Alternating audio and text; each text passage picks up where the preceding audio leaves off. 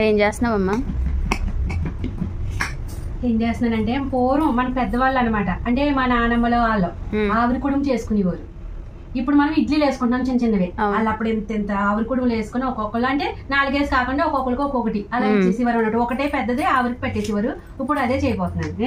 ఇడ్లీ పిండి, మినపిండి పప్పు నానబెట్టేసుకుని శుభ్రంగా కడుక్కొని ఎంత 1/2 కిలో అనేది దాంట్లోకి నేను అంటే మనం నైట్ రుబ్బుకొని ఉంచుకోవట్లేదు కదా అప్పటికప్పుడు, కాబట్టి ఒక 350 దాకా వేసాను రవ్వ, ఇడ్లీ రవ్వ శుభ్రంగా కడిగేసి కలిపేసుకున్నాను. ఇప్పుడు ఇందులో సాల్ట్ మనకి తగినంత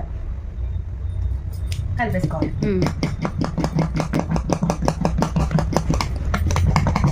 ఆవిడ మా అప్పుడులో చక్కగా నెయ్యి వేసుకుని మధ్యలో ఇలా గుంట పెట్టి నెయ్యి వేసుకుని మంచిగా తినేవారు. అలా తిన్నా వాళ్ళకి ఎలాంటి ప్రాబ్లమ్స్ ఉండేవి కాదు. దాని తగ్గట్టు పొలాల్లో పనులు అయ్యని వేరే వేరే తిండ్లు ఉండే కాదు, జంక్ ఫుడ్లు అయ్యని. ఇప్పుడు అలా కాదు కదా, మనకి అన్ని అయ్యాయి. ఇప్పుడు ఇది క్లాత్ ఇలా ఉందంటే బీట్రూట్ జ్యూస్ అయ్యి మనం పిండుదాం కదా అందులో, అందుకని అలా ఉంది. నల్లగా ఉంది ఏంటి బాబోయ్ అనుకోకండి.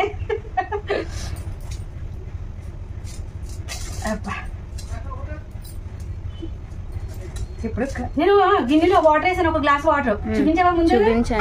గ్లాస్ వాటర్ వేసాను చక్కగా. ఇప్పుడు ఇది ఇందులో వేసేసుకో.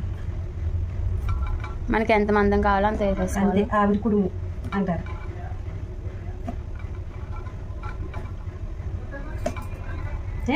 ఇలా ఒకటే వేసేసి ఇలా మూత వేసేసాను. ఓకేనా? అవి ఎడ్ చేసుకొని లోపల కాను అలాగా. ఇప్పుడు ఇది అలా మూత పెట్టేసుకుని మనకి ఆవిరి పెట్టేసుకుని ఉడికించేసుకోవడమే. ఒక 10 మినిట్స్ అలాగా సిమ్లో పెట్టుకుని ఉడికించేసుకుంటే రెడీ అయిపోతుంది. ఓకే. ఇలా మీడియం ఫ్లేమ్ లో పెట్టుకుని మనం ఆవిరి పెట్టించేసుకుందాం. ఇదిగోమ్మా మనకి కొత్తిమీర అల్లం పచ్చడి ఉంది కదా, దాన్ని నేను ఇప్పుడు ఇడ్లీలోకి ఎలా చేయాలనేది చెప్తానే.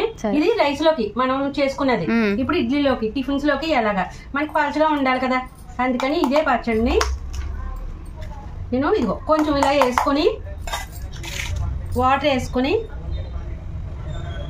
బాగా మెత్తగా మిక్సీ పట్టేస్తాను. సరేనా? కొత్తిమీర అల్లం పచ్చడి చాలా బాగుంది కదమ్మా.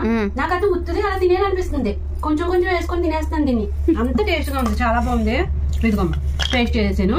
ఇప్పుడు ఇందులో వేసేసుకోండి. మనం ఇడ్లీలోకి మనకి ఇలాగా కొంచెం వాటర్ కలుపుకొని ఇలా జారుగా ఉంటేనే బాగుంటది కదా చక్కగా నంచుకోవడానికి.